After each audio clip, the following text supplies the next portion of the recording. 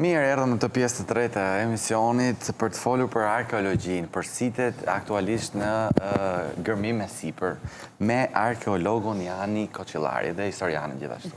Ne kemi pasur deri tjetër faktikisht nga Skype, po sot kemi kënaqësinë të kemi këtu bar për ballë. Flasim hapur, shkoshur, shtruar. Si është gjendja, situata arkeologjike sot në këtë moment që flasim Shqipëri?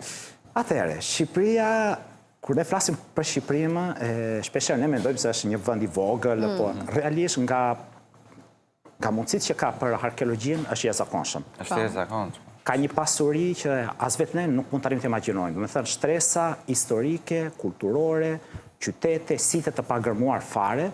Shqipëria është, për dhënë një shembull, është si më thënë, sikur sot Pompeja është gërmuar për të 10%-ën, Shqipëria nuk është gërmuar për 20%, base për 16% e potencialit që ka. Ka site që ka një potencial të jashtëzakonshëm, siç mund të jenë ato më të famshëm, Hamantja, Bylisi, po përmend edhe Dimani, Butrin të njerë që kemi, Lini që po flisim që është më i vjetër, po kemi site të tjera që ne as e kemi idenë. Që janë akoma të paprekur. Që janë paprekur. Thjeshtë ndonjëherë edhe me një kolegë. Që se kemi idenë të thjeshtat apo se keni idenë as ju historianët? Jo, ne plus minus dim që duhet kanë ekzistuar. Për shembull, ne që gjithë jemi mësuar që Pirro i Hepirit rritet tek Hobori Glaukisë. Në një moment saktuar, ky ngrihet në këmbë kur i vjen Kassandri, mbreti i Maqedonisë, një nga gjeneralet Alessandrit të Madh, i kërkon Pirron si pengë, po ku është rritur Pirro, ku është ngritur këmbë, sepse kështu aseton Plutarku, ne si dim ku ka qenë kjo epiqendra e fisëve taulantëve.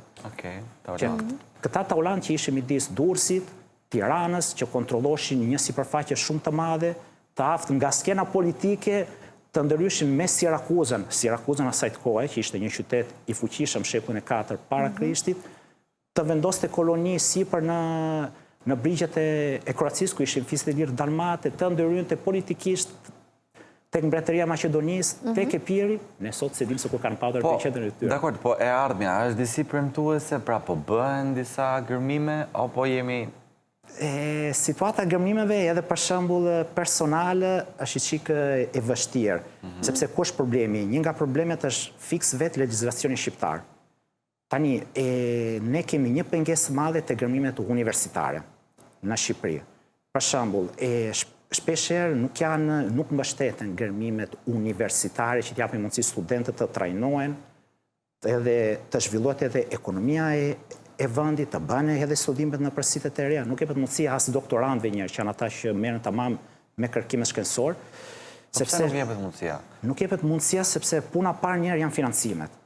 Sepse pa financim nuk e kuptim. Financime, çfarë nën kuptoni? Në mjet e pune apo edhe në burime njerëzore? Se nuk e di sa ekspert kemi në këtë fushë. Vin nga jashtë kryesisht? Jo, ai ka fjalën për studentëve. Po, unë po flas për studentët. Se unë për vetë faktikisht unë jam një nga ata që ka ardhur nga jashtë. Se unë jam rritur në Bologna, në Itali, jam faktikisht specializuar për mbi kulturën ilire. Në brenda Universitetin e Bolognës, edhe mbi kulturën elene, edhe romake, edhe kulturët e tjera, por kam ardhur këtu sepse ka një potencial që është shumë i jashtëzakonshëm. Por këtu ku vjen puna? Kur ne flasim për financim është leku. Çfarë si alokoni, domethënë ku? Ju si e shihni, nuk ka një lloj interesi për faktin se po ndihmojnë me financime? Ju keni bërë kërkesa? Unë kam bërë kërkesa këtu në fillim. Kanë dalë disa fotografi që edhe po e shikojmë. Është një nga studimet që unë po bëjë, mbi identifikimin e një qytetit, ose po themi shenja, që të një qytetit me shumë mundësi që nuk është fare gërmuar, nuk është fare prekur. Ku? Tani, këtu artikut kanë dalur, artikut shkencor kanë dalur, unë po them zonën, po nuk po specifikoj fiks. Jemi afër zonën e Durrësit. Më thënë, është një qytet që me shumë mundësi shenja që identifikojnë që këtu ka struktura. Çfarë shenja shihni? Ju shikoni nga sateliti? Nga sateliti, po, sepse ne përdorim sot edhe arkivet fotografike. Mund të jenë arkivet të rrugës botërore, mund të jenë arkivet deri në kohën e sotshme për të parë shenjat që janë poshtë në tokë. Edhe identifikojmë, ja, këtu mund të shikojmë një nga shenjat e këtyre që ne po dallojmë, kjo është shenja mbase e mundshme e një strukture heliptike që ngjan me një amfiteatër. Që do të jetë në territorin e Shqipërisë, i bie të jetë amfiteatri i dytë prezent këtu. Amfiteatri i dytë. Amfiteatri i dytë, po nuk ka vetëm këtë, ka edhe pjesë tjetër, ka edhe një shenjë që duket si tempulli, këtu ne mund të dallojmë galerinë. Të sqarojmë edhe një herë çfarë do të amfiteatër, sepse ka shumë konfuzion. Ne amfiteatër i themi edhe asaj të Butrindit, apo jo? Ndërkohë që nuk është një amfiteatr. Ai nuk është fare amfiteatr, bie kishim edhe në përlekët e vjetra, para 2 vjetësh që kishim akoma identifikuar si amfiteatr, këtu bëhet një gabim. Amfiteatri është një strukturë të periudhës romake që përshtatet edhe përdoret vetëm për lojra midis gladiatorët ose kafshët, boll, stop. Nuk ka evoluar me kohën. Kurse teatri është një strukturë që përdoret vetëm për shfaqje, por amfiteatri më thënë 2 teatra përballë me njërin tjetrin. Që formon një rreth. Okej, që është vetëm ai Durrësit momentalisht i zbuluar. Momentalisht është vetëm ai i Durrësit që ne kemi fatikisht zbuluar, edhe atë nuk e kemi zbuluar që gjithë, por është ai që është prezente në për territorin. Ndërkohë që ka pretendime për një të dytë ose mbas edhe për një të tretë apo jo? Mund të jenë edhe shumë të tjera sepse periudha romake ka qenë shumë e prapur në për territoret e Shqipërisë. Kjo që po studioj unë mund të jetë një i dyti, po mund të ketë edhe qytete tjera që mund të patur edhe amfiteatrë romake. Kur mbaron faza e studimit dhe ti bie në përfundimin që po ekziston një mbetje arkeologjike këtu dhe duhet thelluar puna, çfarë bëhet? Pra, merret një ekip, zgjidhen njerëzit, si fillojnë gërmimet? Nga e dini ju se sa metra do të gërmohet apo nuk e di si funksionon, jam kurioze. Sa kohë ju merr, se do ajo deri ku është goxha edhe le të ketë shumë kujdes. Po sepse e di ku është problemi, se ndoshta kur ju gërmoni mund të bëni dhe dëme, nëse nuk është një precizion i saktë, nuk e di, do na thuaj. Prandaj janë ekspertë. Jo, tani. Po dua ta di metodikën tuaj të punës. Kjo quhet metodologjia. Kur ne fatikisht ose unë vetë shikoj pjesën e fotografisë ajrore, them këtu mund të jenë shenja dukshme, poshtë në terren. Shkohet në terren, vëzhgohet terreni, shikohet se çka ka në sipërfaqe, çka mund të ketë dalur. Zakonisht mund të jenë pjesë e qeramikave ose enë, edhe kjo është një indikues. E dyta, përdoren ato që quhen analizat geofizike. Janë pajisje që funksionojnë si sonari, që arrin të identifikojnë që thonë, dëgjoj, këtu poshtë, quhet georadar, sonar që poshtë, ai krijon një formë skanimi, pastaj lidhen këto se janë data që duhet ti interpretosh, ai thotë, dëgjoj, këtu poshtë ke diçka, nga the që ke parë, këtu e ke. Ai pastaj mund të caktoj, mund të thotë, dëgjoj, ke 5 metra, e ke 6 metra. Edhe ta jep, thotë, këtu ke një sipërfaqe, edhe mund ta tregoj se si është gjithë sipërfaqe, ose thotë, këtu unë shikoj që ke një anomali. Pra me anë të teknologjisë nuk është nevojë të gërmosh fillimisht, por mund të skanosh nëpërmjet. I kemi ne këto pajisje?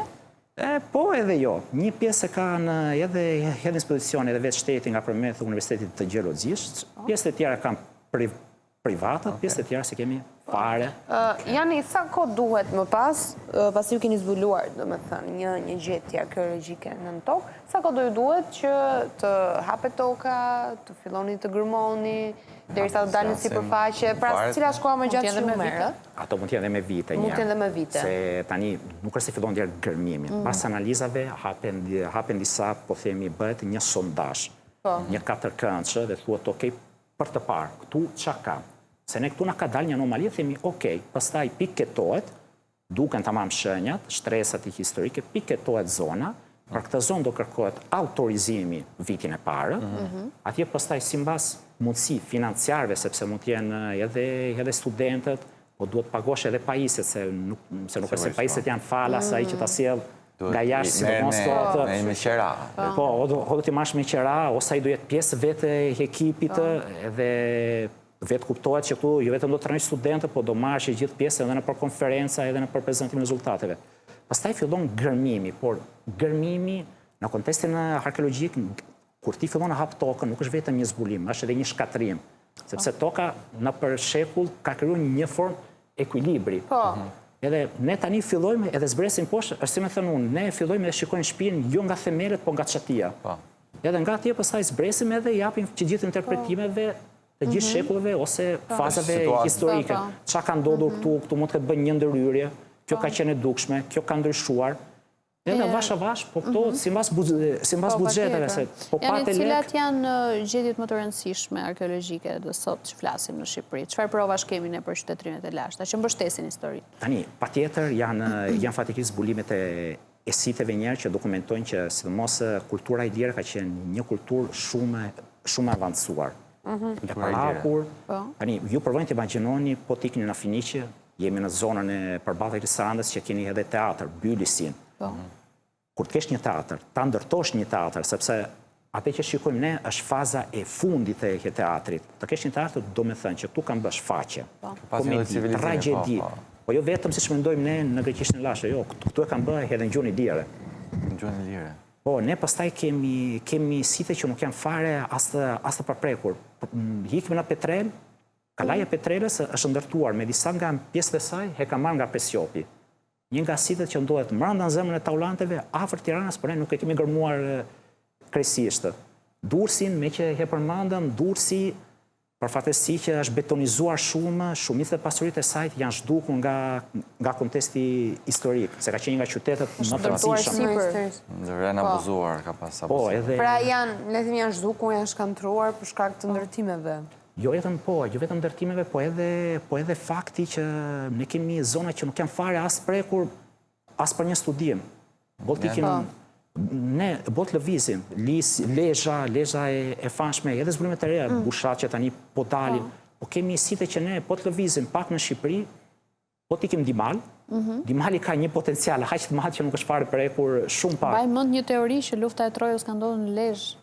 Ajo teoria këtu një nga, edhe këtë që po shikojmë, një nga fotografitë e para është fiks nga Troja, se kam qenë ajo që mendohet që është Troja lash në Turqi, ishin ftuar nga Ministria e Kulturës turke, plus e nga një Semren, kishë organizuar me gjithë ekspertët një vëzhgim në terren, një studim, por tani nuk është se lufta Trojës është bën në Lezhë. Ne e dim nga ana historike që vendi duhet jetë atje ku ndodhet.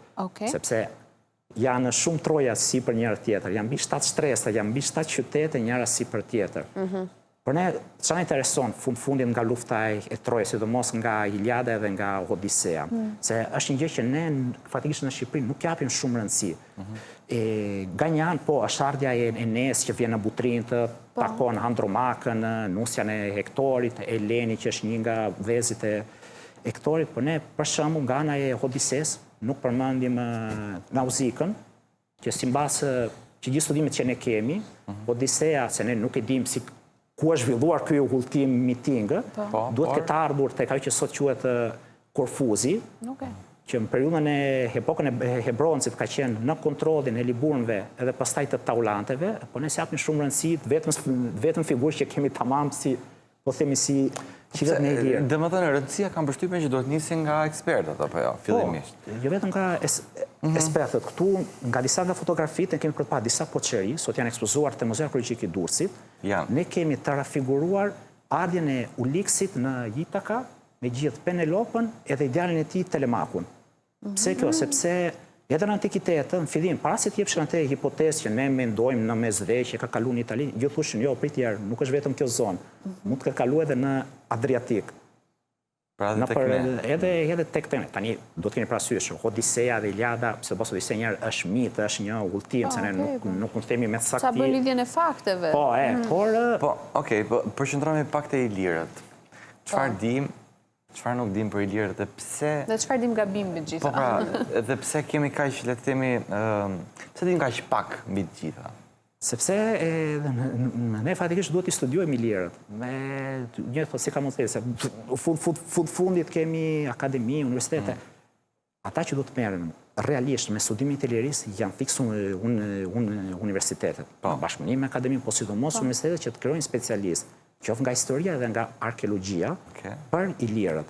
Ne sot për Ilirët kemi burimet, sidomos autorët e qytetit, aq autorë sa na kanë ardhur, se të kemi parasysh një gjë, ne dim që kanë pas autorët e tyre Ilirët, po deri sot nuk kemi arritur as me zbulu, po as nuk kemi ndonjë shkrim, por ato autorë, qoftë helen, qoftë romak, da kanë dhënë një pjesë të historisë të Ilire edhe vetë kuptojnë që vetë ata kanë përdorur burimet të tjera.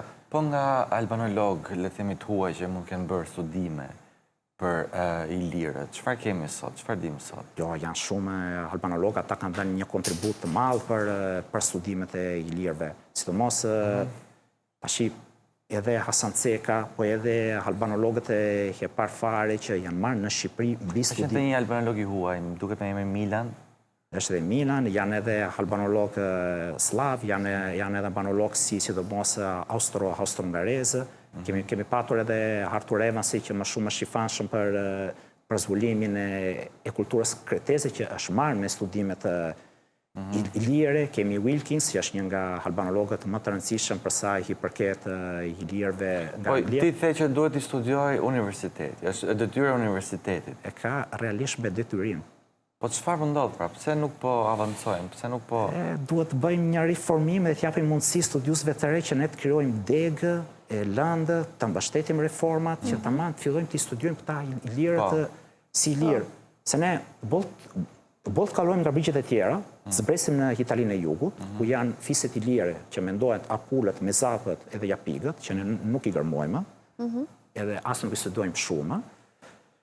Këtu janë zbuluar mbi shkrimet ilire, mbi shkrimet e ashtu të alfabetit mezap. Interesante. Po, shumë shqiptarë janë ankohen që historia e ilirëve mund t'jetë fshirë. Me dashje, pa dashje janë ose nuk kanë qenë aq të mëdhenj. Mund të diskutohet, kështu diskutohet. Nuk e di sa të vërteta janë këto dhe çfarë mendimi keni ju për këtë? Jo, nuk është se janë fshehur fakt historia e ilirëve, por puna është se tani fundit, ai që vjen nga Anglia, që vjen nga Franca, sa mund të interesoj kultura ilire? Sa i thotë, okej. Po s'na interesoj ne, thua ti? Po, duhet jemi ne të parë që t'i studiojmë ilire, që të kuptojmë këtë rëndësi që kanë patur fiset ilire. Pra mjaftë e hollëm fajin grekëve apo të huajve? E kemi fajin vetë. Ka influencë Greqia fare, se është përfolur që hedhin dhe fonde për të manipuluar historinë shqiptare? Duhet jemi ne të parë që duhet japim rëndësi. Ne tani duhet japim mundësi të rinjve njerë që themi, jo vetëm ti gërmojmë, po ti kuptojmë këta ilirët, se fatikisht ne ilirët, po kalojmë tërkohën duke gërmu të një rrethë, po jashtë rrethit, nuk kemi futur mranda. Ne vetëm gërmuro rreth, po nuk po gërmojmë. Apo zgjidhin studentët, se mua më duket sikur historia, arkeologjia mund të jetë nga degët që nuk po zgjidhet më. Ti edhe pedagog nuk e di si e sheh interesin. E zgjedhin se kanë ngecur apo vinë me dëshirë të qartë për ta studiuar? Jo, ka një 5 studente që vinë me dëshirë, po kanë rënë. Ka një rënje. Unë nga këto 4 vite që janë këtu, 4 vite gjysmë, po shikoj një ndryshim në rënje. Në rënje. Cili është numri aktual i studentëve për shembull? Sa student mund të kesh? Tani mund të kaloj nga një vit i parë, një vit i dytë që mund të jenë 21 studentë, nga 6 studentë, nga 5 studentë. Pra zvoglohet numri. Por tani, po nuk e dham një mundësi studentëve. Realisht, unë veti pari, po përpiqem me zbulu gjithë të qytetë. Kam gjetë ekipin, që janë tuaj, që po mbështetin. E kam prezentuar jashtë shtetit, me gjithë pyetje parë, por që kam bërë, pse nuk gërmojnë. Është iniciativa e juaj kjo? Kam qenë në Itali, në Greqi. Personale, financuar nga ty? Jo, kam gjetur tamam një financim, bashkëpunim me një ekip, me që përmendëm edhe Greqinë, është e drejtë, këta fatikisht gërmojnë në Greqi, Excavation Greece. Marrë ekspert grek për të gërmuar Shqipëri? Ekspert grek, jo vetëm ekspert grek, po edhe ekspert nga Anglia edhe nga Italia. Bje me ardhë edhe ne me gërmu në Itali, por gjithë kjo e kemi fatikisht menduar. Po pëse është nevojshme ndërhyrja e këtyre ekspertëve të huaj, qofshin grek apo anglisht? Fondet, sepse këta janë të parët që kanë thënë, Jani, këta kanë të rëndësishëm. Ne e kemi dëshirë tamam të kuptojmë që të trajnojmë studentët, të dalin studentët shqiptarë, që bashkëpunim me studentët të huaj, që t'jenë tamam specialist. Pa do të qetëson shqiptarët që kanë ardhur grekët edhe po. E ape punë vetës për të shtetë. Jo, po janë dhe vetë shqiptarët, nuk është se ka ndonjë. Pra jeni dhe ju shqiptarët që jeni aty dhe sigurisht. S'do lejoni manipulim. Jo. Përkundërsi, ata sot duan tamam që të flitet për nuk ka ndonjë manipulim. Duhet për një gjë, ne sot po nuk promovuam. Tamam, unë po theme edhe për kolegët, si këtu, po nuk promovuam pasurinë kulturore që kemi. Ai si do bëhet historian ose arkeolog. Ai nesër pas nesër, si do mendoj për një tarme për Shqipërinë. Ekipët e uja që vinë Shqipërinë thuajnë, faleminderit se ne këtu përgollojmë problemet tona. Po, vërtet. Faktikisht mesazhi ky është pra mjaft ja vendosën fajin tuajve, qofshin komshinjt tanë grekë apo kushdo, cili do. Fajin, përgjësia mbetet po e jona, do të studiojmë ne për veten tonë. Janë në Tiranë ke arritur të gjesh diçka? Tirana që unë në visë shumë Tirana që problemë parkimi po zonat base pak jashtë qytetit. Jo, unë kam arritur përveç patikisht për Sjopit që ju përmanda, unë ju këshilloj edhe Dimali, Dimali që është qik, jo vetë Dimali, falni. Dorezin, Dimali që është largë, po Dorezin që në thotë kush është kjo Dorezi, se ndodhet... Ku ndodhet? Dorezi duhet t'ikni midis ndjekni rrugën e Ndroqit, rrugën që të shonë Ndroqë, edhe është qik në një hapësirën e përfshin si përfaqe e Tiranës, ndodhet midis Presjopit, Dorezi, nga ana tjetër kalojmë edhe në Kavajë, se kemi edhe... Pra, do zonët ande, prandaj, pra to e kisha.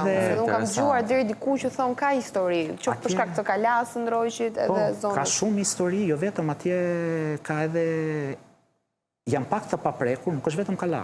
Ke një vendbanim që fillon që nga vitet 1300 para Krishtit, 1300 para Krishtit. Vazhdojnë ke shtresat deri në periudhën që ne themi periudhat historike, klasike. Tani jemi momentet e fundit, Jani, duhet preke pak edhe pjesën e sitit të Linit. Linit, po. Si është situata aktualisht? Çfarë po ndodh?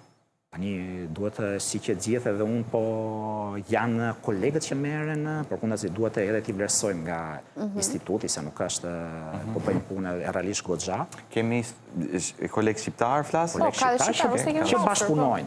Sepse duhet të themi që në Shqipëri janë dy që merr gërmimet. Me shpresë universiteti, po aktualisht është më shumë instituti ose... Po dakor, me informacionet që kemi, çfarë dim aktualisht? Është nga sitet e rëndësishme për sa i përket, kur po thema që thuhet periudhat prehistorike, ka më të vjetrit. Që vazhdon puna intensivisht. Flasim për sa vite më parë? Shumë, flasim mbi 5.000, 6.000 vite. Mbi 5.000 vite, se ka një konfuzion për edhe në rrjetet sociale, duke qenë se njerëzit e shprehin Shqipëria, shqiptarët, kishin bëjmë me shqiptarë para 5.000 vitesh, ose me konceptin e të pasur një shtet me emrin Shqipëri, apo? Jo, shumë, ne jemi trashëgimtarët e tyre.